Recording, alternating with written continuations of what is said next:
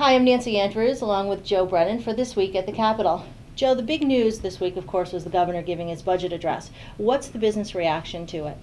Well, first of all, I think business appreciated the fact that the governor underscored throughout his remarks about the importance of jobs. He continually said that we're not going to be able to get out of our fiscal problems unless we begin to deal with our economic problems and get people back to work. And I think that was a positive message coming from the governor.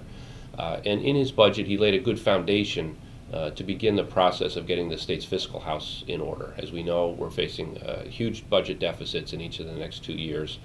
And he put a proposal on the table that begins to make some changes by consolidating some agencies, making budget cuts, and trying to get some sizable concessions from state employees. The governor said he needs $1 billion in each of the next 2 years in order to close the budget gap. And hopefully he'll be able to get those, but that's critical to making this deal work. On the concern side, obviously, is the size of the tax increases. The governor has said we need about $1.5 billion in tax increases in order to close that budget gap. And the concern in the business community is if we are going to grow our economy out of this problem, we don't want to overtax either businesses or individuals. So the position right now is, as I said, it was a good foundation from the governor, but we need to build upon that and identify additional spending cuts as we go through the session. We and others have looked at best practices in other states, particularly some surrounding states that have been very aggressive on reducing the size of their budgets and avoiding tax increases. Also looking at proposals from the Connecticut Regional Institute for the 21st Century, looking at some of the real big cost drivers in state government like long-term care and corrections and pensions. So now that we have a little more time, the governor did not have a lot of time between the election and this week putting this budget together, but now we've got till June, till the session ends, to try to improve upon it and reduce those tax increases as much as possible. Were there any surprises? Well, I don't know if it's necessarily a surprise, but I think people were pleased to hear that the governor was very aggressive in a couple key areas for the business community, one being education. The governor talked pro-reform.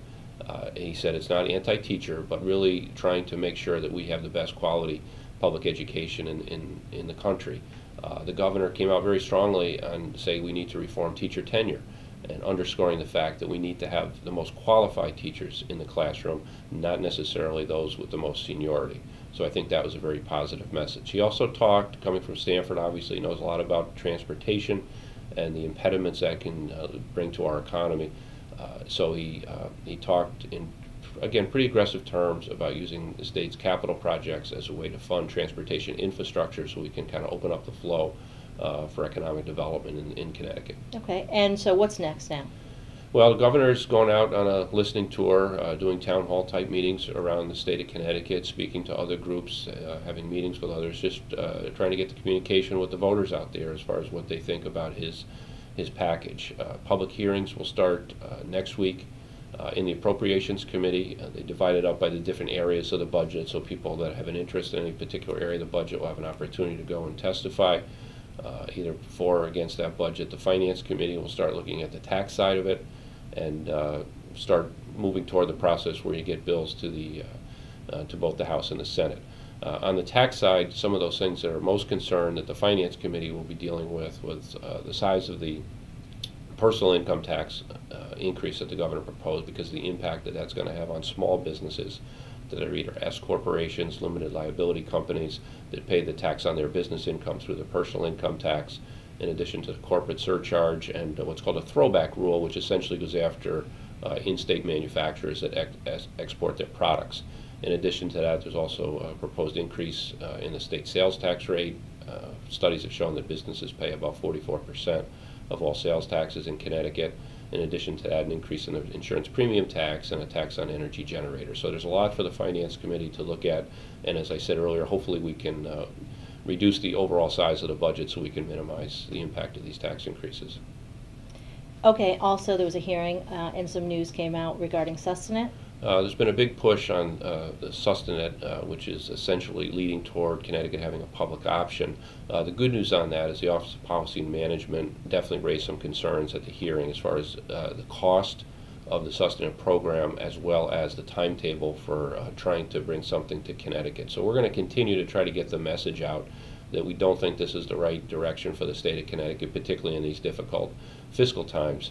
but for the state to create a big bureaucracy and try to take a bigger role in healthcare delivery, we don't think that's the role of the public sector. That should be left to the marketplace. Okay, and next week, short week for the state, but there's some hearings scheduled? A short week with the Monday holiday, but there'll be a couple key hearings next week in addition to the Appropriations Committee hearings on the budget that I mentioned. The Labor Committee is going to be having a hearing on an unemployment comp bill that is of a concern to the business community. We know that our trust fund is out of money. We've been borrowing money regularly from the federal government to pay unemployment comp benefits to people. But this bill would put a new mechanism in place that would require Connecticut to have a very, very large balance in its unemployment compensation trust fund. A couple concerns there. Number one, if you're taking that much money out of the economic stream, it can hurt the economy as well as be a target for legislators looking for money. And number two, we'd have to have very sizable tax increases on employers in order to raise that much money. So we're going to be testifying against that bill. And the Transportation Committee will be looking at an important bill to kind of free up the board of directors running Bradley Airport, excuse me, so they can be a little freer in operating the airport so we can maximize the economic development potential of the airport, take it in a more entrepreneurial direction, and really leverage the assets of the airport for the surrounding community and the entire state of Connecticut. Okay, thanks, Joe. Thank you. For more information, visit our website at cbia.com.